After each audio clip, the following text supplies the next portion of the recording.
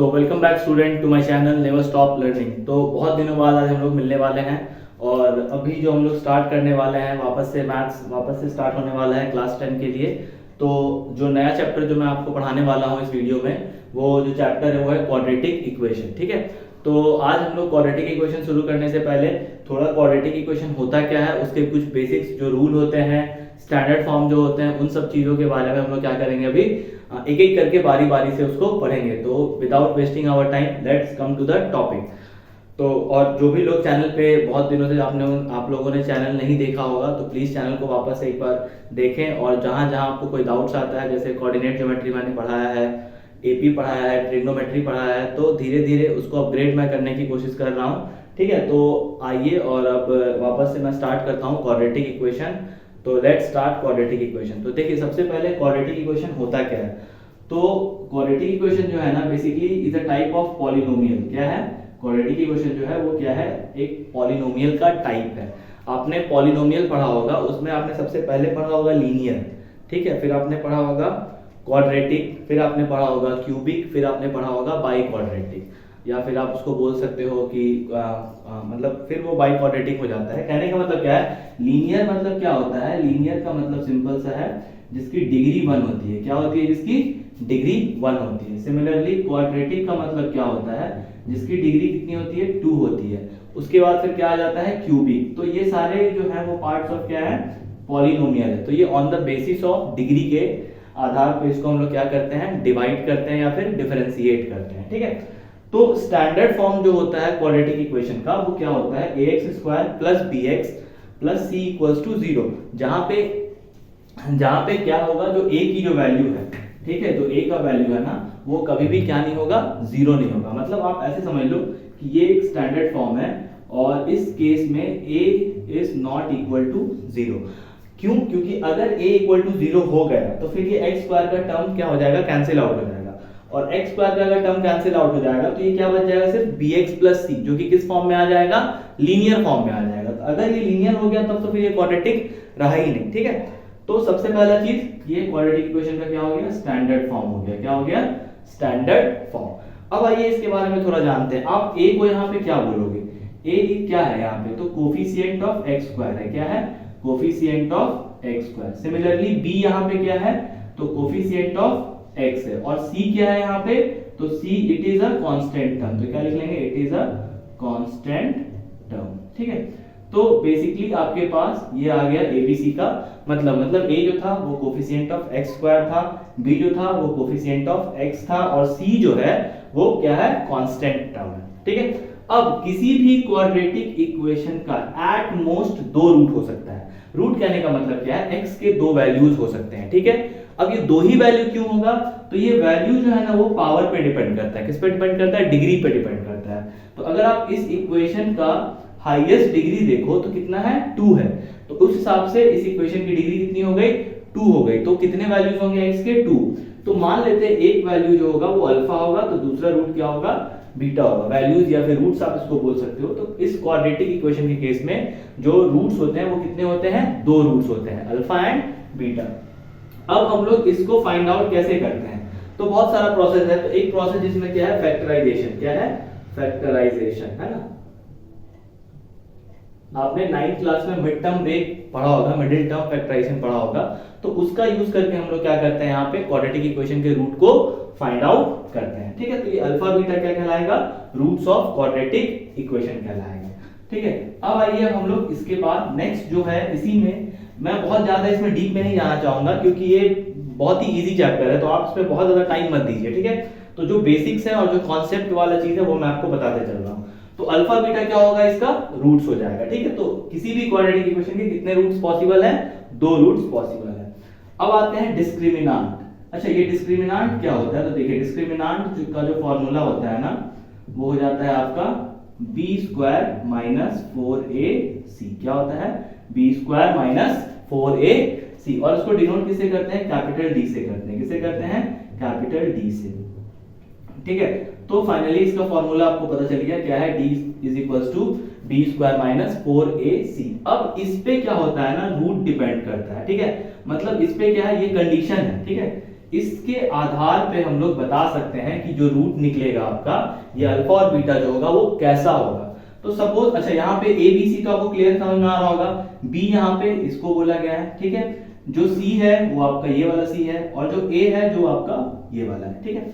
अब स्टार्ट क्या होता है इसमें कि ये 3 टाइप का आ सकता है आपके पास, ठीक है। 3 टाइप से आपके पास ये वैल्यू आया जा सकता है, मतलब आप जब इसको कैलकुलेट करोगे तो आपको 3 वैल्यूज मिल सकता है। क्या क्या मिल सकता है, देखो एक बार आपको मिलेगा d इज ग्रेटर देन 0, मतलब d की जो वैल्यू होगी ना वो आपको क्या होगा, 0 से बड़ा होगा। तो 0 से बड़ा मतलब पॉजिटिव वैल्यू मिलेगा। क्या वैल्यू मिलेगा आपको, पॉजिटिव वैल्यू, ठीक है। एक तो ये केस हो गया। फिर दूसरा केस क्या हो सकता है कि d इज लेस देन 0, मतलब जो वैल्यू होगा जब आप इसको कैलकुलेट करोगे d को, तो अगर वो माइनस में आ रहा है तो क्या हो जाएगा, लेस देन 0, दैट मींस वो नेगेटिव हो जाएगा आपके लिए, ठीक है। और एक केस जो है वो ऐसा भी आ सकता है कि जब d जो होगा वो एग्जैक्टली इक्वल टू 0 हो जाएगा, ठीक है। तो ये भी एक केस हो गया कि एग्जैक्टली इक्वल टू 0। अब इस तीनों केसेस में होते क्या है वो देखना है हम लोग को। तो सबसे पहला केस लेते हैं, इसमें क्या होता है ना, रियल रूट्स आता है, रियल एंड अनइक्वल रूट्स, मतलब आपका जो भी रूट निकलेगा ना वो रियल होगा एंड अनइक्वल होगा। अनइक्वल कहने का मतलब अगर मान लो अल्फा का वैल्यू 2 आया तो हो सकता है बीटा का वैल्यू -3 आ जाए। बोथ आर रियल, यहाँ 2 भी जो है वो रियल नंबर में आता है और 3 भी या -3 भी जो है वो रियल नंबर में आता है। लेकिन कॉन्सेप्ट में क्या कह रहा है कि रूट तो रियल होगा लेकिन वो क्या होगा, अनइक्वल रूट्स होगा। क्या होगा, अनइक्वल रूट्स, ठीक है। अब ये जो चीज है नेगेटिव, तो ये आपको अभी पढ़ना नहीं है इस केस को, बस आप खाली जान के रखो, ये आपके 11th क्लास में काम आएगा जब वहां पे हम लोग इमेजिनरी रूट्स के बारे में पढ़ते हैं वहां पे, ठीक है। तो इसमें क्या होता है, नो रियल रूट्स। क्या होता है, नो रियल रूट्स, ठीक है। या फिर आप इसी को नेक्स्ट मतलब अलग टर्म में क्या कह सकते हो, इमेजिनरी रूट्स बोल सकते हो। क्या बोल सकते हो, इमेजिनरी रूट्स, है ना। मतलब आपका जो इसमें रूट आएगा वो आई के फॉर्म में आएगा, दैट इज आयोटा, और वो आपको 11 में पढ़ना है, तो इसलिए इसमें भी आप डीप में मत जाओ। ये आ जाए थर्ड जो होता है वो काफी इंपॉर्टेंट होता है। थर्ड में क्या है कि रूट तो रियल आएगा ऑब्वियसली, क्योंकि डी जो है वो greater than sorry equal to 0 है, ठीक है। तो क्या आएगा, रियल एंड, ये जो है ना ये बहुत इंपॉर्टेंट चीज है, रियल एंड इक्वल रूट्स। क्या आ जाएगा, रियल एंड इक्वल रूट्स, ठीक है। तो अब जैसे मान लो आपके पास अल्फा का वैल्यू क्या मिल गया, 2, तो अगेन बीटा का भी जो वैल्यू मिलेगा ना वो 2 ही मिलेगा। क्या मिलेगा आपको, 2 मिलेगा। तो अल्फा इक्वल्स टू 2 अगर है तो बीटा का वैल्यू भी 2 मिलेगा। Suppose beta is equals to -3 है तो अल्फा आपको अगेन -3 मिलेगा। लेकिन ये कब मिलेगा, जब इस कंडीशन को वो डी जो है सेटिस्फाई कर रहा होगा तभी मिलेगा, ठीक है। तो हम लोग अभी क्या पढ़े, डिस्क्रिमिनेंट पढ़ लिए। डिस्क्रिमिनेंट के आधार पे हम लोग रूट्स को बताया जा सकता है कि रूट्स कैसा आएगा। ये नहीं बता सकते कि रूट्स कितना आएगा, बस आप ये बता सकते हो कि रूट्स रियल होगा, अनइक्वल होगा या इक्वल होगा या इमेजिनरी होगा, ठीक है। तो ये सारा क्या हो गया, इसका कॉन्सेप्ट हो गया। अब एक तो मैंने बताया अल्फा और बीटा को कैलकुलेट करने का जो प्रोसेस है वो एक फैक्टराइजेशन प्रोसेस है। तो एक तो ये हो गया कि मिड टर्म ब्रेक करो आप और उसको आप सेग्रीगेट कर लो अलग अलग, तो वैल्यू आ जाता है। एक दूसरा प्रोसेस क्या है वो देखते हैं अभी हम लोग, है ना। तो ध्यान देते हैं, देखिए बहुत सिंपल है, इसमें ज्यादा कुछ है नहीं। तो उसमें हम लोग यूज क्या करते हैं, अल्फा बीटा को कैलकुलेट करने के लिए फॉर्मूला यूज करते हैं। तो फॉर्मूला जो है ना वो क्या है वो देखिए, सपोज अल्फा कॉमा बीटा जो है वो क्या है, रूट्स ऑफ क्वाड्रेटिक इक्वेशन है। क्या है, रूट्स ऑफ क्वाड्रेटिक इक्वेशन। तो उसका फॉर्मूला क्या हो जाता है, -b plus minus under root b square minus 4ac upon 2a। क्या हो जाता है, अपॉन 2a। तो कहने का मतलब क्या है, इससे आपको जो है ना डायरेक्टली अल्फा और बीटा दोनों मिल जाएगा। इसको थोड़ा सा हम लोग सिंपलीफाई फॉर्म में लिखते हैं, सिंपलीफाई वर्जन में लिखते हैं। सपोज अल्फा बराबर, यहाँ पे अगर हम लिखना चाहें सिर्फ अल्फा का वैल्यू, तो क्या हो जाएगा, -b प्लस, एक बार प्लस लेके चलना और एक बार माइनस लेके चलना, तो plus under root b square minus 4ac by 2a। अब आ जाइए बीटा का वैल्यू। तो बीटा का वैल्यू के लिए क्या करेंगे, अगेन -b, यहाँ पे प्लस था यहाँ माइनस लगा देंगे, तो क्या हो जाएगा, -b स्क्वायर माइनस 4ac, उसके बाद बाय 2a, ठीक है। अब इसको आप और चाहो तो थोड़ा सिंपलीफाई करके लिख सकते हो। देखो सिंपलीफाई कैसे करेंगे, यहाँ पे अल्फा बराबर हम लोग क्या लिख सकते हैं कि -b की जगह तो आप -b लिख लो, फिर प्लस, अच्छा b स्क्वायर, ये 6 नहीं है भाई, है ना, b स्क्वायर है, b स्क्वायर माइनस 4ac को आपने क्या माना था, यहाँ पे अभी हम लोग देखे थे कि डिस्क्रिमिनेंट का फॉर्मूला होता है b स्क्वायर माइनस 4ac। तो आप इसको रिप्लेस करके डायरेक्टली d लिख सकते हो। तो यहाँ क्या हो जाएगा, under root d by 2a। तो अगर आप डिस्क्रिमिनेंट निकाल लेते हो तो डायरेक्टली आपको ये पूरा वापस से निकालने की जरूरत नहीं पड़ेगी, डायरेक्टली आप d को वहां पे अंदर में डाल दोगे, ठीक है।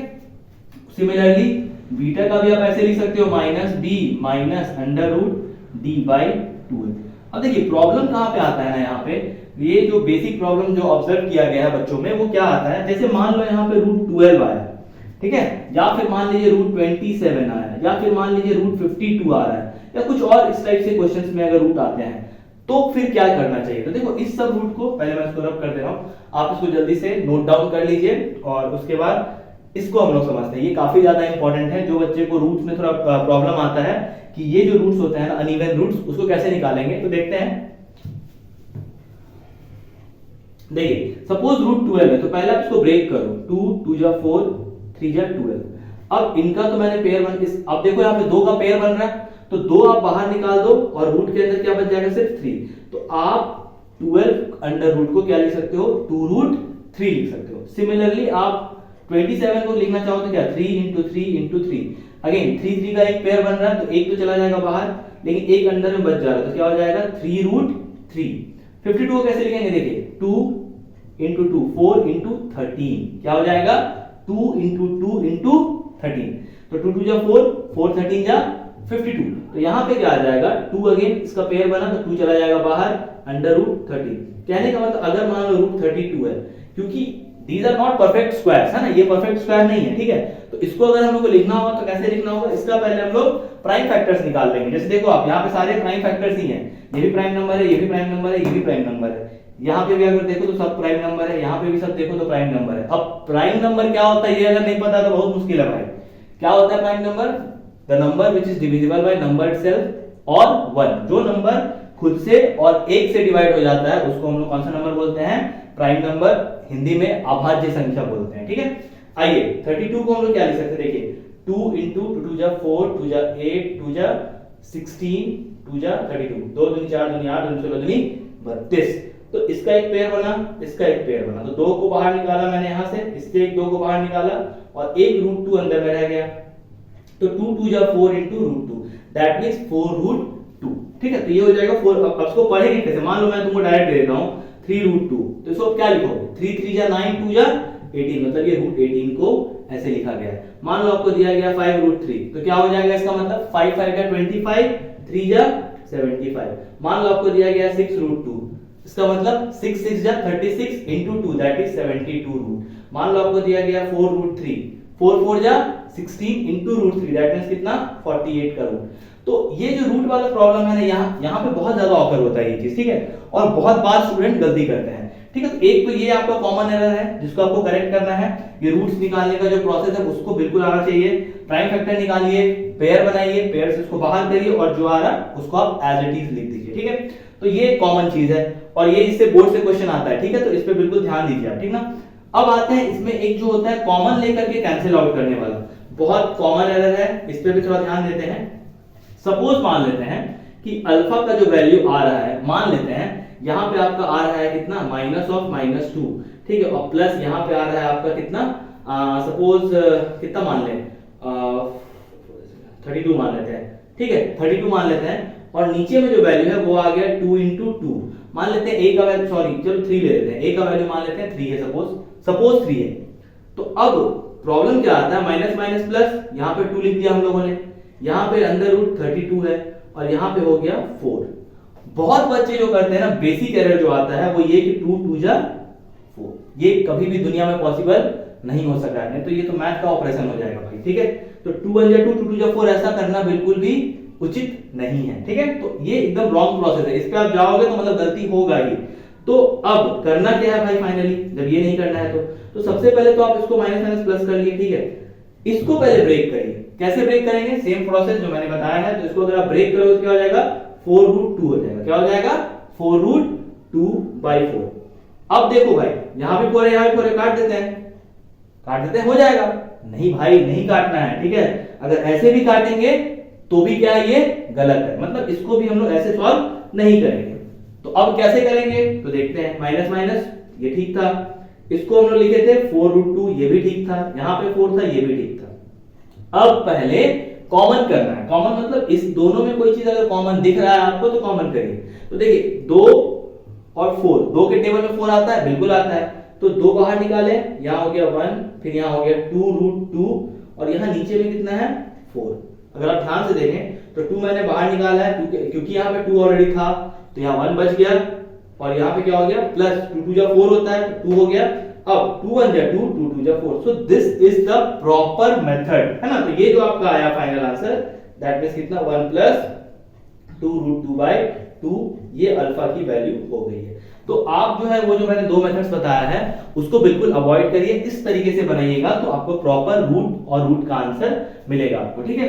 तो ये ऐसे ही आप इसको क्या करते हैं, सॉल्व करते हैं। तो देखिए सबसे पहले तो आपको जो एनसीईआरटी में एक्सरसाइजेस दिए गए हैं ना, उसमें क्या दिया गया है कि सबसे पहले वाला एक्सरसाइज दैट इज 4.1 जो है, ये आपका चैप्टर नंबर 4 है एनसीईआरटी बुक में, ठीक है। जब आप एनसीईआरटी क्लास 10 में जाओगे, क्लास 10 की बुक को प्रेफर करोगे तो रेफर करोगे जब, तो उसमें क्या है ना, ये चैप्टर 4 है और चैप्टर 4 का 4.1 एक्सरसाइज जो है ना, उसमें फर्स्ट क्वेश्चन मतलब जो पहले टाइप के जो क्वेश्चंस है वो क्या है कि आपके पास given number of given polynomials दिया हुआ है, उसको आपको सिंपलीफाई करना है और बस इतना सा बताना है कि क्या वो क्वाड्रेटिक इक्वेशन है या नहीं है।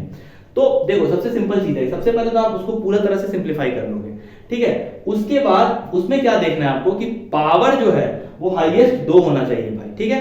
मतलब पावर 2 से ज्यादा बिल्कुल भी नहीं होना चाहिए। एक तो ये चीज हो गया, और किसी में भी x का पावर में जैसे मान लो यहाँ 1/2 नहीं हो जाना चाहिए। x के पावर में 1/2 हो गया और मान लो यहाँ पे 2 है, तुम बोलोगे भैया पावर तो 2 है हाईएस्ट, तो ये क्वाड्रेटिक इक्वेशन हो जाएगा। नहीं, ये क्वाड्रेटिक इक्वेशन नहीं होगा। क्यों नहीं होगा? क्योंकि यहाँ पे पावर कभी भी फ्रैक्शन में नहीं होना चाहिए। तो ऑलवेज आपको इस बात पे ध्यान देना होगा कि आपका जो इक्वेशन है वो इस फॉर्म में आ रहा है या नहीं, that is ax² bx + c। भले यहां माइनस हो सकता है, मान लो यहां मैंने माइनस लिखा, कोई दिक्कत नहीं, यहां माइनस लिखा, कोई दिक्कत नहीं है, ठीक है। ये चीज हो सकता है। ये भी हो सकता है कि b का पार्ट आए ही ना, सपोज ऐसा भी क्वेश्चन हो सकता है आपके पास कि x² - 4 = 0। तो क्या ये क्वाड्रेटिक इक्वेशन है?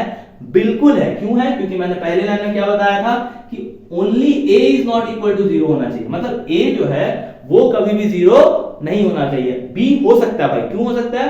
b हो भी जाएगा तो क्या होगा, इस अगर इक्वेशन की बात करें तो इस इक्वेशन का हाईएस्ट पावर कितना है? 2 है। तो मतलब ये क्वाड्रेटिक इक्वेशन के जो नॉर्म्स है उसको क्या कर रहा है, ये सेटिस्फाई कर रहा है। तो मतलब ये क्वाड्रेटिक इक्वेशन में आएगा। अब आ जाते हैं, मान लो खाली x² और x हो गया, तो क्या ये क्वाड्रेटिक इक्वेशन है? ना भाई, क्वाड्रेटिक इक्वेशन ये नहीं है। क्यों नहीं? क्योंकि इसमें कांस्टेंट टर्म नहीं है। तो ये कुछ चीजें जो है, बेसिक चीजें, जिसको आपको क्या करना होगा, ध्यान में रखना होगा। उसी से हम लोग अभी जो फर्स्ट वाला एक्सरसाइज है उसको आकर के हम लोग अभी देखेंगे। तो ये जो मैंने आपको जितना भी इंफॉर्मेशन दिया वो क्वाड्रेटिक इक्वेशन का बेसिक कॉन्सेप्ट्स है। इसमें पहले एक और जो चैप्टर था, चैप्टर नहीं मतलब एक और टॉपिक था, कंप्लीटिंग द स्क्वायर मेथड, वो जुड़ जाता था। लेकिन अभी जब से कोविड आया है तो डिलीटेड पोर्शन में उस पोर्शन को हटा दिया गया है। तो इसीलिए कंप्लीटिंग द स्क्वायर मेथड को मैं यहाँ पे डिस्कस नहीं कर रहा हूँ। सिर्फ हम लोग क्या किए, क्वाड्रेटिक इक्वेशन बनता कैसे है, कैसे उसमें आया, कहां से क्या आया, कैसे डिराइव हुआ, उसके बाद ये जो डिस्क्रिमिनेंट का कंडीशन था, रूट्स का कंडीशन था, उसको हम लोग अभी फॉलो अप कर रहे हैं, ठीक है। तो स्टार्ट करते हैं हम लोग 4.1 का एक्सरसाइज, ठीक है। तो आइए देखेंगे अब हम लोग उसको 1 को देखते हैं ध्यान से।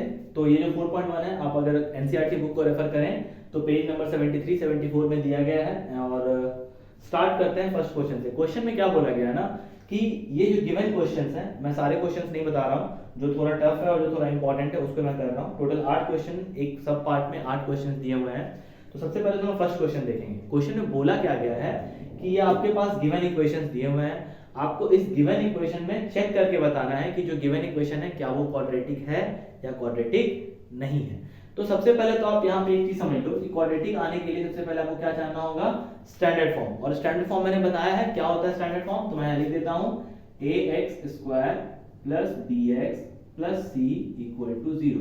अगर कोई भी क्वाड्रेटिक इक्वेशन इस फॉर्म में अगर है, कोई भी इक्वेशन अगर इस फॉर्म में है तो वो क्वाड्रेटिक इक्वेशन में काउंट होगा, अदरवाइज काउंट नहीं होगा। तो starting from the first question हम लोग स्टार्ट करते हैं पहले क्वेश्चन को। तो देखिए x + 1 का होल स्क्वायर दिया हुआ है, तो डायरेक्ट मैं सॉल्व करता हूं। तो x + 1 का होल स्क्वायर मतलब x का स्क्वायर प्लस 1 का स्क्वायर तो 1 ही होगा प्लस 2x, और यहां पे क्या हो जाएगा 2x - 6 2 को मैंने अंदर मल्टीप्लाई किया 2x माइनस 6, ठीक है, ये सॉल्यूशन हो गया, है ना। अब ध्यान से देखिए, यहाँ पे भी 2x है और यहाँ भी 2x, तो ये कैंसिल आउट हो गया, ठीक है। लेकिन अगर आप देखो तो x square plus 1 plus 6 is equal to 0, तो x स्क्वायर क्या आ जा रहा है प्लस 7 इज इक्वल टू 0। मतलब ये क्वेश्चन जो है ना, अगर आप ध्यान से देखो तो हमने किया क्या, इसको पहले मैंने एक्सपैंड करा, ठीक है। एक्सपैंड कैसे करा, तो x प्लस 1 का whole square that means x का स्क्वायर प्लस 1 का स्क्वायर प्लस 2x माइनस 6। तो जब हम लोग ये करें तो उसके बाद फिर हम लोगों ने क्या किया, इसको सॉल्व किया, मतलब सिंपलीफाई कर दिया। सिंपलीफाई करने के बाद आपका जो फाइनल इक्वेशन आया वो क्या है, x square plus 7 equals to 0। तो क्या ये इस इक्वेशन को सेटिस्फाई कर रहा है? बिल्कुल सेटिस्फाई कर रहा है। क्यों? आप बोलोगे सर x के सामने तो x वाला तो टर्म ही नहीं है, तो मैंने क्या बोला था, a जो है वो 0 के बराबर नहीं होना चाहिए, b हो सकता है और c भी नहीं होना चाहिए, ठीक है। तो कहने का मतलब x स्क्वायर प्लस 7 जो है वो क्वाड्रेटिक इक्वेशन है। तो आप लिख लोगे yes it is a quadratic equation, yes लिख लेना, इट इज अ, लंबा लाइन में थोड़ा सा, it is a quadratic equation. Similarly हम लोग थर्ड क्वेश्चन को देखते हैं, ठीक है। थर्ड क्वेश्चन देखिए क्या दिया हुआ है, x minus 2 x plus 1 is equal to x minus 1, ठीक है, और x प्लस 3, ठीक है। x को अंदर मल्टीप्लाई करें तो क्या हो जाएगा, x इंटू एक्स स्क्वायर। पहले आप x को इससे मल्टीप्लाई करो, फिर x को इससे मल्टीप्लाई करो, तो x स्क्वायर, फिर x को 1 से करेंगे तो x, फिर माइनस 2x और फिर माइनस प्लस माइनस 2, ठीक है। ये सिंपल मल्टीप्लिकेशन है, मैं बहुत ज्यादा इसमें डीप में नहीं आना चाहता हूं, ठीक है। x into x square, x into 3 plus 3x minus 1 into x minus x plus minus minus 3, ठीक है। अब ये x स्क्वायर प्लस में है, ये x स्क्वायर प्लस में है, तो कैंसिल आउट, बचा क्या, यहां से आपको क्या मिल रहा है, माइनस x मिल रहा है, क्योंकि x में से 2x माइनस हो रहा है माइनस का, तो माइनस x माइनस 2, यहाँ पे आपको क्या मिल रहा था, 3x minus x that is 2x minus 3। अब ऐसा करो, इस सबको इधर लेके आ जाओ, ठीक है। तो यहाँ पे 0 कर लेते हैं हम लोग, तो ये क्या हो जाएगा, 2x माइनस x, मतलब ये 3x हो गया, और यहाँ पे क्या हो जाएगा प्लस 2, मतलब कहने का मतलब क्या है, 3x minus 1 is equal to 0। तो क्या ये जो फॉर्म है वो क्वाड्रेटिक इक्वेशन को फॉलो अप कर रहा है? तो बिल्कुल नहीं कर रहा। क्यों नहीं कर रहा? क्योंकि इसका हाईएस्ट पावर तो 2 है ही नहीं, मतलब आपके पास x स्क्वायर का टर्म है ही नहीं, और x स्क्वायर का टर्म अगर नहीं है तो ये क्वाड्रेटिक इक्वेशन नहीं होगा, ठीक है। तो ज्यादा इसमें हम लोग नहीं करेंगे। अगला क्वेश्चन देखते हैं, क्वेश्चन नंबर 6 जो है, ठीक है, 1 का 6 क्वेश्चन है, ठीक है। तो देखिए इसमें क्या दिया, x square plus 3x plus 1, इसको एज इट इज लिखिए direct, x square plus 3x plus 1 is equal to, इसको मैं डायरेक्ट यहीं से ब्रेक कर दे रहा हूं, x square plus 4 minus 4x। Again x square से x स्क्वायर कैंसिल, अब आगे सॉल्व करने की जरूरत नहीं है भाई। देखो कैसे आपको करना होगा, यहां से x स्क्वायर कैंसिल आउट हो गया, मतलब इसमें x स्क्वायर का टर्म ही खत्म हो गया, तो ये वापस से किस में आ गया, लीनियर फॉर्म में आ गया, और लीनियर फॉर्म में आ गया तो ये कभी भी लीनियर क्वाड्रेटिक नहीं हो सकता है, ठीक है। Let's come to the next question, that means question number 7। Question number 7 देखते हैं। अगेन यहाँ पे क्यूब है, तो क्यूब में ब्रेक करता हूँ, यहाँ पे a प्लस b का होल क्यूब क्या होता है, a cube plus b cube, मतलब 2 का क्यूब कितना हो जाएगा 8 प्लस 3a स्क्वायर b, तो a स्क्वायर मैंने 3x स्क्वायर मैंने, फिर 2 ले लेते हैं यहाँ पे, फिर 3ab स्क्वायर मतलब 4 हो जाएगा, ठीक है। वापस समझिएगा, a cube plus b cube plus 3a square b plus 3ab square, है ना। आप इसको दूसरे तरीके से भी लिख सकते हो, a cube plus b cube plus 3ab bracket में a प्लस b, तो वो कुछ ज्यादा लंबा हो जाएगा, इसलिए मैं डायरेक्ट सॉल्व कर देता हूँ यहाँ पे, x क्यूब प्लस 8, ठीक है, और ये क्या हो जाएगा, 3 2 जा 6x स्क्वायर, 3 4 जा 12x। अब देखो इधर भी तो है ना कुछ, इधर क्या है देखिए, x माइनस 2 का, सॉरी 2x माइनस x का, तो उसको करते हैं सॉल्व। 2x को जैसे आप x स्क्वायर से मल्टीप्लाई करोगे ना, तो क्या मिल जाएगा आपको यहाँ पे, 2x को जब आप x स्क्वायर से मल्टीप्लाई करोगे तो 2x क्यूब मिल जाएगा, और यहाँ पे 2x को जब आप 1 से मल्टीप्लाई करोगे तो माइनस 2x मिल जाएगा, तो कुल मिला जुला के आपको क्या मिल रहा है, 2x क्यूब माइनस 2x। अब आप अगर देखो तो क्या हम लोग इससे इसको कैंसिल आउट कर सकते हैं? नहीं कर सकते। क्यों नहीं कर सकते हैं? अगर आप इसको इधर लेके आओगे तो ये माइनस एक्स क्यूब, मतलब सिंपल है, इतना आगे करने की जरूरत नहीं है। 2x क्यूब को अगर आप x क्यूब को इधर लेके आओगे तो ये कैसा हो जाएगा, ठीक है। उसके बाद आप माइनस 6 स्क्वायर को इधर लेके आओ तो ये माइनस 6x स्क्वायर हो गया। उसके बाद यहाँ माइनस 12x प्लस 12x है, वो इधर आएगा तो माइनस 12x हो जाएगा। यहाँ ऑलरेडी माइनस 2x दिया हुआ है, और उसके फिर लास्ट में माइनस 8 को लेके आ जाओ और इक्वल टू 0 लिख लो। तो अगर आप देखो तो ये क्या मिल रहा है आपको, x cube minus 6x square 12 two 14x minus 8 is equal to 0। तो अगर आप चेक करो यहाँ पे तो हाईएस्ट पावर कितना आ रहा है, देखो ध्यान से, क्यूब आ रहा है। मतलब ये कौन सा इक्वेशन हो गया, क्यूबिक पॉलिनोमियल हो गया या फिर क्यूबिक इक्वेशन हो गया। तो ये क्वाड्रेटिक इक्वेशन में काउंट नहीं होगा। क्यों नहीं होगा, क्योंकि यहाँ पे हाईएस्ट पावर जो है वो कितना आ जा रहा है, 3 आ जा रहा है। ठीक है, तो ज्यादा लोड नहीं लेना है इसमें, आपका हाईएस्ट पावर 3 आ गया था, इसलिए हम लोगों ने इसको क्या किया, ओमिट कर दिया। ठीक है, तो अब आइए हम लोग नेक्स्ट को देखते हैं। तो नेक्स्ट क्वेश्चन ये मैं बताता हूं, देखिए ध्यान से, देखिए लास्ट क्वेश्चन जो है क्वेश्चन नंबर 8, फर्स्ट का सब पार्ट हम लोग कर रहे हैं अभी। तो क्वेश्चन नंबर 8 देखेंगे तो x क्यूब, यहाँ पे हम लिखेंगे x cube minus 4x square minus x plus 1। ऐसा नहीं है भाई कि जहाँ x क्यूब देखा तो वहां आगे सॉल्व ही मत करना, पता चला कि वो वापस से क्वाड्रेटिक में आ गया और आप लोग हीरो बन जाएंगे बस खतरनाक टाइप का, तो वो नहीं करने का, आपको सॉल्व करते हुए जाने का। ठीक है, तो यहाँ पे हम इसको ब्रेक करते हैं। तो यहाँ पे सिंपली आपको ब्रेक करना है, x क्यूब माइनस 2 का cube minus 3 into x into 2, और यहाँ पे क्या लिख लेंगे, x minus 2, a minus b जो भी दिया हुआ है। थोड़ा सा इसको हम लोगों ने आराम से सॉल्व किया है। वापस इसको लिखते हैं x cube minus 4x square minus x plus 1, ये हो जाएगा x क्यूब, यहाँ पे हो जाएगा माइनस 8, यहाँ पे देखिए 3 2 जा 6x इंटू x करेंगे तो x स्क्वायर, 3 2 जा 6 माइनस माइनस प्लस 3 2 जा 6 2 जा 12x। देखिए कुछ नहीं किया मैंने, x cube minus 4x square minus x plus 1। ठीक है, x क्यूब 2 का क्यूब 8, 3 2 जा 6, x यहाँ भी है x यहाँ भी है, तो x स्क्वायर 3 2 जा 6 और 2 जा 12, माइनस यहाँ था माइनस यहाँ था, माइनस माइनस प्लस। ठीक है, अब x क्यूब से x क्यूब कैंसिल हो गया भाई। ठीक है, अब आगे देखते हैं, माइनस 4x स्क्वायर है इधर, इस 6x स्क्वायर को इधर लेके आओगे तो क्या हो जाएगा, 6 माइनस का था इधर आया तो प्लस हो गया, ये माइनस x है, इधर 12x को इधर लेके आओगे तो माइनस 12x हो जाएगा, प्लस 12x है वो इस साइड आएगा इक्वल टू क्या हो जाएगा, माइनस 12x हो जाएगा। ठीक है, उसके बाद यहाँ पे प्लस 1 है तो प्लस 1 को इधर ही रहने दो, इस माइनस 8 को इधर लेके आ जाओ तो ये क्या हो जाएगा, प्लस 8 इक्वल टू 0 कर लो। तो अगर आप यहाँ से देखो तो ये क्या आ गया, 2x स्क्वायर, क्योंकि 6 में से 4 जाएगा तो कितना बचेगा, 2 बचेगा। यहाँ पे कितना आ गया 13x और यहाँ कितना हो गया 9 इज इक्वल टू 0। तो कहने का मतलब आपका जो कंप्लीट इक्वेशन आया ना वो किस फॉर्म में आ गया, क्वाड्रेटिक के फॉर्म में आ गया। कैसे आ गया, तो देखो ax स्क्वायर माइनस bx या प्लस bx कर लो, इसको आप चाहो तो ऐसे भी लिख सकते हैं ना हम लोग। देखो यहाँ पे कैसे लिख सकते हैं, ध्यान देंगे अगर आप यहाँ पे तो यहाँ से माइनस लिख करके भी लिखा जा सकता है। इसीलिए आप देखो यहाँ पे X square plus B X plus C, तो वो करने की जरूरत नहीं है आपको, आप डायरेक्ट लिखो, ज्यादा कॉम्प्लिकेट करने की जरूरत नहीं है। यहाँ पे माइनस 13x आप लिख सकते हो, तो 2x square minus 13x plus 9 is equal to 0, so it is in the form of quadratic equation. तो ये जो क्वेश्चन था ये क्वाड्रेटिक इक्वेशन के फॉर्म में था। तो आप अगर देखो तो ऐसा बिल्कुल मत समझिएगा कि जहां पे क्यूब दे दिया है तो वो बिल्कुल फॉर्म में नहीं आएगा। कई बार ऐसा होता है कि एलएचएस और आरएचएस का क्यूब जो होता है, जैसे यहाँ पे देखो आप ध्यान से, कैंसिल आउट हो जाता है और फिर वहां पर सिर्फ स्क्वायर वाला फॉर्म बच जाता है, तो वो क्वाड्रेटिक इक्वेशन में आ सकता है। ठीक है, तो अब हम लोग जो करेंगे अगले क्वेश्चंस में, तो उसमें देखेंगे हम लोग की जो प्रॉब्लम सम्स हैं उसको क्वाड्रेटिक का फ्रेम देना है। फ्रेम देना मतलब उसको आपको एक इक्वेशन के फॉर्म में लिखना है, तो उसको देखते हैं। आइए अगला क्वेश्चन जो है क्वेश्चन नंबर 2, वहां से स्टार्ट करते हैं। तो let's come to the question number 2, to the question number 2। देखिए सेकंड नंबर क्वेश्चन में क्या बोला गया है कि the area of the rectangular plot, ये रेक्टेंगुलर प्लॉट लिखा हुआ है, मैंने शॉर्ट फॉर्म में लिखा है, the area of the rectangular plot is 528 metre square, the length of the plot is 1 more than twice its breadth।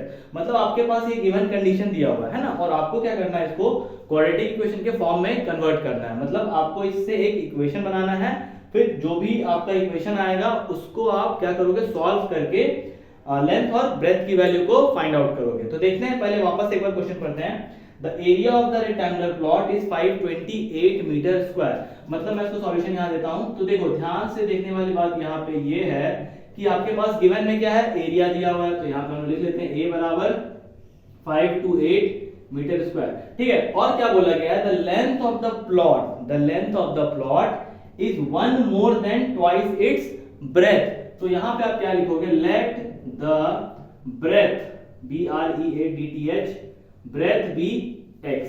अगर मान लेते हैं ब्रेथ x है तो लेंथ क्या होगा, 1 more than twice its breadth. तो यहाँ पे लेंथ क्या हो जाएगा, लेंथ हो जाएगा आपका लेंथ भी 2x प्लस 1 है ना, मतलब 1 more than twice its breadth. तो ब्रेथ का ट्वाइस हो गया 2x और उससे एक ज्यादा।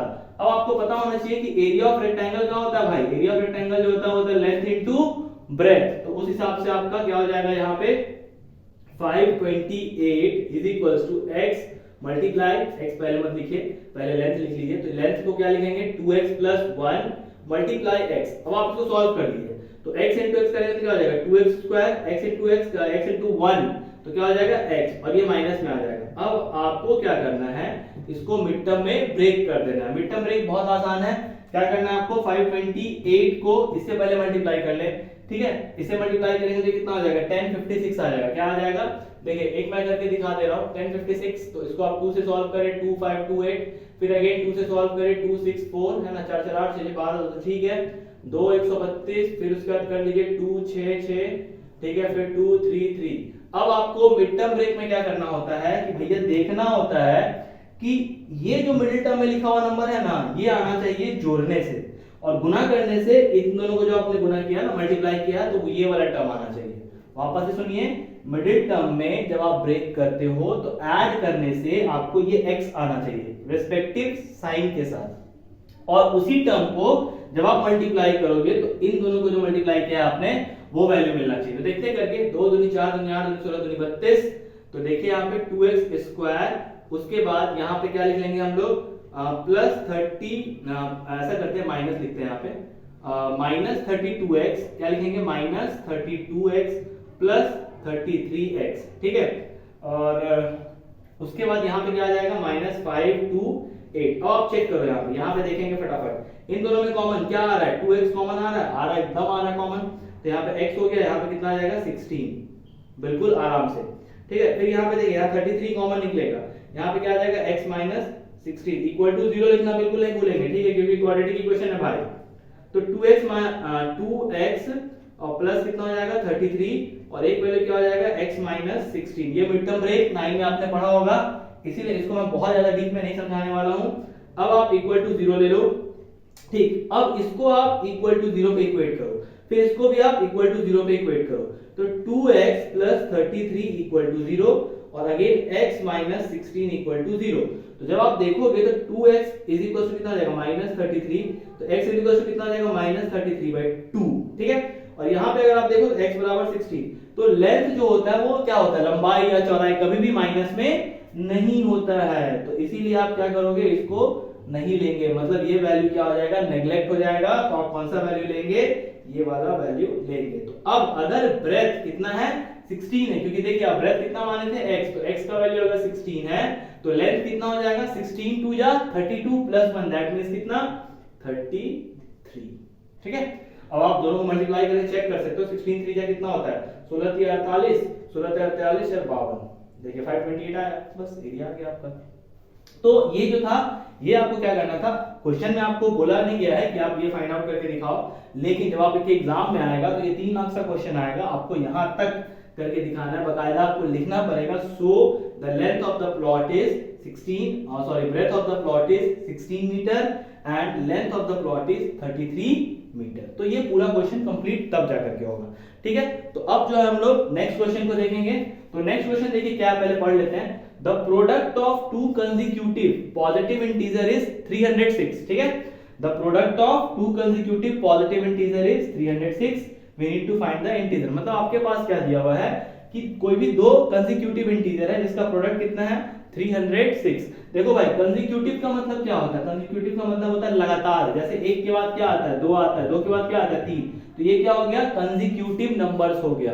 तो मान लो अगर इसको मैं रख कर दे रहा हूं, देखिए मान लेते हैं अगर एक नंबर को आप x मान लो सपोज, ठीक है। Let the first number be, let the first number be x, ठीक है। एक नंबर को अगर आप x मान लेते हो तो अगला नंबर क्या होगा भाई, देखो तो let the first number be x, then second number क्या हो जाएगा, सेकेंड नंबर भी क्या हो जाएगा x प्लस 1, क्योंकि कंसेक्यूटिव का मतलब जस्ट उसके एक आगे वाला नंबर। अगर आप 4 ले रहे हो तो अगला वाला नंबर क्या होगा 5, 5 ले रहे हो तो 6, 6 तो 7, ऐसे एक एक आगे वाले नंबर को कंसेक्यूटिव नंबर बोलते हैं। तो अकॉर्डिंग टू क्वेश्चन, भैया क्वेश्चन के हिसाब से क्या बोला जा रहा है, the product of two consecutive positive integer is 306। तो कर लेते फटाक से product x into x plus 1 का जो वैल्यू है वो किसके बराबर है, 306 के बराबर है। तो मल्टीप्लाई करिए फटाक से x square plus x is equals to, minus कर लेते हैं इसको फटाक से, ये 306 इधर आएगा तो माइनस में हो जाएगा 306 इक्वल्स टू 0। अब आपका काम क्या है, इसको मिड टर्म ब्रेक करना। अब आपको खुद से करेंगे, ठीक है। मिड टर्म ब्रेक करिए, x का वैल्यू लाए, जो भी इंटीजर आ रहा उसका वैल्यू आप यहाँ पे लिख लीजिए, ठीक है। इसको मिडिल टर्म ब्रेक आप इजीली कर सकते हो भाई, कर लो। चलो एक और बता देते हैं, तुम भी क्या याद रखोगे यार, किस गरीब आदमी से पाला पड़ा था। देखो देखो देखो भाई, देख लो। तो x स्क्वायर, इसको पहले ब्रेक कर ले, क्या कर लेते हैं फटाफट। तो 306 है, इसका प्राइम फैक्टर निकाल लेते हैं कोने में। तो 2 से करे 15 3, उसके बाद 3 से करे 3 पंचे 15, 3 का 3, फिर 3 से करे 17। आना कितना चाहिए, प्लस x आना चाहिए। देखिए 3 दूनी 3 3 9 दूनी 18, तो मतलब 18x में से अगर आप 17x को माइनस करोगे तो आपको एक तो x मिलेगा, और उसके बाद इन दोनों में कॉमन भी है भाई, तो x कॉमन ले लो, x प्लस 18 आ गया यहाँ पे, और यहाँ से माइनस 17 कॉमन ले लो, अगेन x प्लस 18 ही आएगा, क्योंकि भाई अपना जो ये ब्रेकिंग हुआ है वो एकदम प्रॉपर ब्रेकिंग हुआ है, तो उतना आएगा ही, आना ही पड़ेगा। तो x minus 17 and x plus 18 that is 18 equals to 0। अब आपको क्या करना था, अलग अलग इक्वेट करना है भाई जीरो के। तो x माइनस 17 बराबर 0, तो x का वैल्यू कितना आ गया, 1 17। एक वैल्यू क्या आ जाएगा, x प्लस 18 बराबर 0, तो इसका क्या हो जाएगा माइनस 18। तो जैसा कि वो इंटीजर बोला है, तो अगर आप इस इंटीजर को लेते हो तो 17 प्लस 18 एक पेयर क्या हो जाएगा, 17 और 18 का पेयर हो जाएगा, ठीक है। अगर आप इस पेयर को लेते हो, तो अगर इसको लेते हो तो ये हो जाएगा 18 माइनस 17। अब बोलोगे भैया ये एक नेगेटिव का, ये पॉजिटिव का, बिल्कुल पॉसिबल है, क्योंकि इंटीजर में माइनस इंफिनिटी और प्लस इंफिनिटी दोनों का वैल्यू आता है, ठीक है। और अगर आप दोनों को मल्टीप्लाई करोगे तो दोनों माइनस मल्टीप्लाई होकर अगेन आपको क्या दे देगा, प्लस ही देगा। तो 17 इंटू 18 करो तो भी 306 आएगा, माइनस 18 इंटू माइनस 17 करो तो भी वैल्यू कितना आएगा, 306 ही आएगा, ठीक है।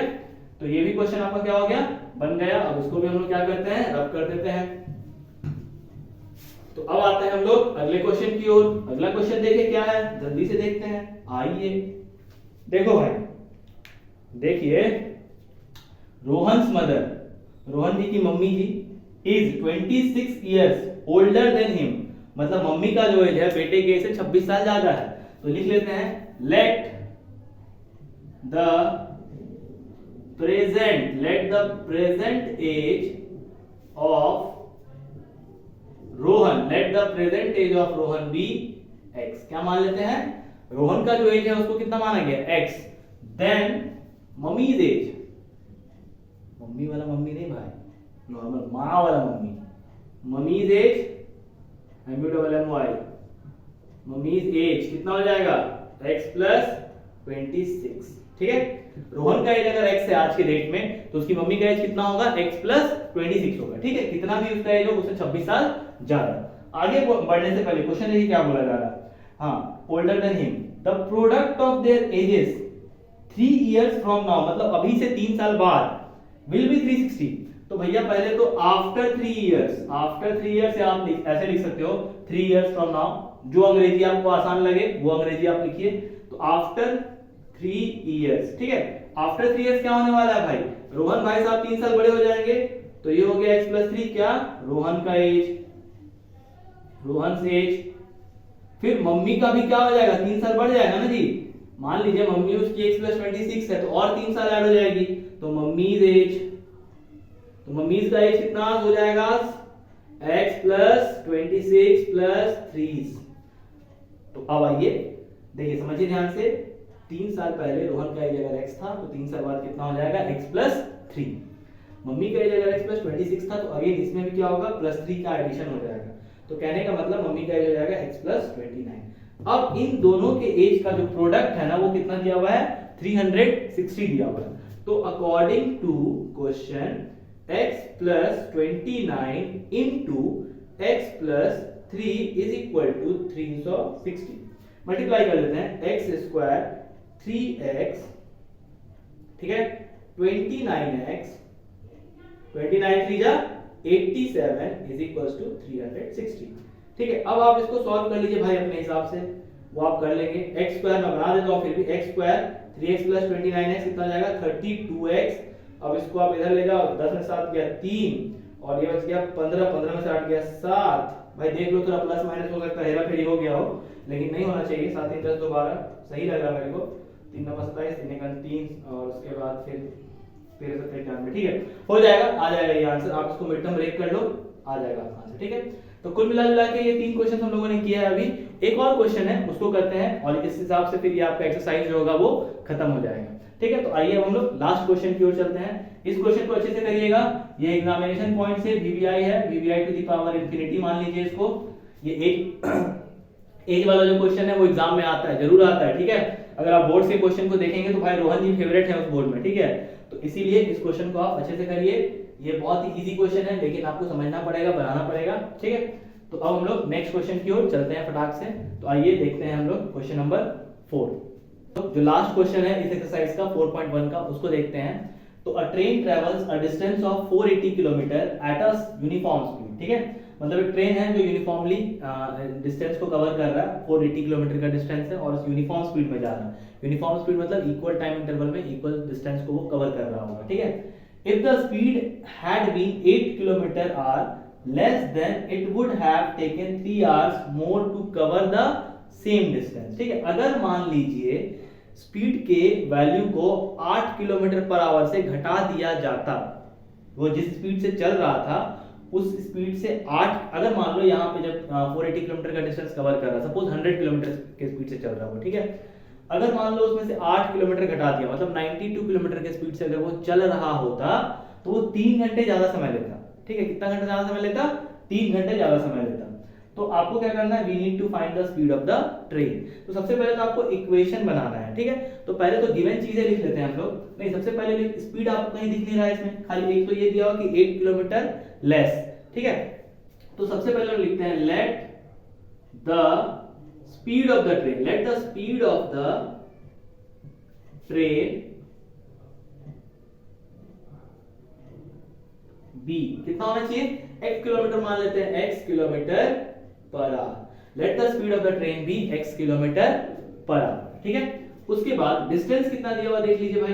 तो डिस्टेंस तो दोनों केस में सेम ही है, तो distance is how much, 480 kilometre. अब टाइम टेकन कितना हो जाएगा भाई, टाइम टेकन का फार्मूला क्या होता है, जल्दी बताएं, डिस्टेंस बाय स्पीड, तो d बाय s। तो d कितना है 480 और ये हो गया आपका x, तो ये हो गया आपका टाइम टेकन, ठीक है। इसको आप मान लोगे इक्वेशन नंबर 1। अब जो सेकंड सिचुएशन है, क्या बोला जा रहा है, if the speed had been 8 kilometre hour less than it would have taken 3 hours more. तो नाउ न्यू स्पीड क्या हो जाएगा, अगर मान लेते हैं न्यू स्पीड ले लेते हैं x माइनस 8। क्यों x माइनस 8 किया भाई, क्योंकि पहले जो था वो x किलोमीटर पर आवर था, तो उससे 8 किलोमीटर आवर को क्या किया गया, घटा दिया गया। तो इसीलिए न्यू स्पीड कितना हो गया, x minus 8 kilometre per our. तब जाकर के कितना टाइम, तो न्यू टाइम टेकन भी लिख लो भाई, यहाँ पे न्यू है, NEW है भाई, NEW न्यू, नहीं ये तो नाउ ही था एक्चुअली, यहाँ पे लिखा हुआ न्यू। तो न्यू टाइम टेकन कितना हो जाना चाहिए, अगेन TIME, अंग्रेजी, अरे भाई साहब। तो न्यू टाइम टेकन कितना हो जाएगा भाई, अगेन वही फार्मूला, डिस्टेंस बाय स्पीड। तो distance will be the same 480 kilometre, but the speed is changed. What is the speed, present speed क्या बोला जा रहा है, x माइनस 8। तो ये जो हो गया आपका नया टाइम। अब ऐसा बोला गया है कि जब वो सेकंड वाले कंडीशन के साथ चल रहा था तो वो क्या किया, 3 घंटे ज्यादा समय लिया। तो इसका मतलब क्या है कि 480 बाई x माइनस 8 से जब वो चला तो 480 बाई x से होते हुए उसने 3 घंटे का ज्यादा समय लिया। अगर इतने स्पीड से चलेगा तो इसको माइनस करोगे तो वो 3 घंटा टाइम क्या कर रहा है आपका, और ज्यादा लगा रहा है। तो कुल मिला जुला के जो मेन सीन है वो ये वाला है। ये अगर आपको फॉर्मेशन समझ में आ गया, क्यों, क्योंकि देखो अगर इतना कम स्पीड से चलेगा तो ये ऑब्वियसली ज्यादा होगा ना, टाइम ज्यादा होगा यहाँ पे, और यहाँ पे टाइम क्या होगा, कम होगा। मान लो मैं तुमसे बोलूं कि चलो 480 किलोमीटर पर आवर, 480 किलोमीटर है ना, 48 का स्पीड से चलाओ भाई, ठीक है। तो मान लो 48 का स्पीड चलाएं तो आप कितना घंटे में पहुंचे, 10 घंटे में पहुंचे।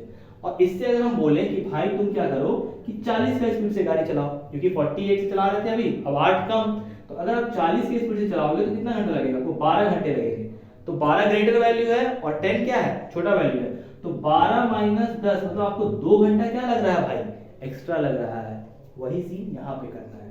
तो इसमें क्या लग रहा है आपको, इसको जब इससे माइनस कर रहे हैं तो कितना घंटा एक्स्ट्रा लग रहा है, 3 घंटा ज्यादा लग रहा है। अब आप इसमें बहुत सिंपल सा काम है, आपको बहुत इजी सा काम करना पड़ेगा। एलसीएम ले लेने का है यहाँ पे, ठीक है, इन दोनों का ऐसे करके x minus 8 into x minus 8 से x माइनस 8 कैंसिल आउट हो जाएगा, यहाँ पे हो जाएगा 480x मल्टीप्लाई में, और उसके बाद फिर माइनस की जगह माइनस ही रहने दीजिए, x से x कैंसिल आउट हो जाएगा, तो यहाँ हो जाएगा 480 x माइनस 8 और इज इक्वल टू कितना है 3, फिर ये से मल्टीप्लाई हो जाएगा क्रॉस। तो कुल मिला के ये जो है आपका, इसको आप इक्वेशन में सॉल्व करेंगे, आंसर लाएंगे, ठीक है। तो यहाँ पे जा करके आपका जो एक्सरसाइज 4.1 है वो जाके खत्म हो जाता है, ठीक है। तो अगले एक्सरसाइज 4.2 में हम लोग क्या देखेंगे, डिस्क्रिमिनेंट से रिलेटेड जितने भी क्वेश्चन है उसको हम लोग करेंगे सॉल्व, और जो भी और डे टू डे लाइफ का प्रॉब्लम्स हैं, जैसे ये सब डे टू डे लाइफ ही प्रॉब्लम कहलाता है, तो उसको भी हम लोग क्या करेंगे, सॉल्व करेंगे। उसके बाद जो बोर्ड्स में आए हुए क्वेश्चंस हैं उसको भी सॉल्व करेंगे। तो अभी आप इतने क्वेश्चंस को करिए, जो बेसिक्स मैंने बताया है उसको एक बार देख लीजिए, ताकि आपका कॉन्सेप्ट जो है वो अच्छे से क्लियर हो जाए। और प्लीज चैनल को सब्सक्राइब करिए, लाइक करिए, शेयर करिए, व्यूज को बढ़ाइए, और जितना ज्यादा हो सके चैनल को शेयर करिए लोगों में, ताकि जो चैनल है वो भी थोड़ा सा ग्रो कर पाए। तो चलिए आज का वीडियो हम लोग यहीं पे खत्म करते हैं। Have a good day.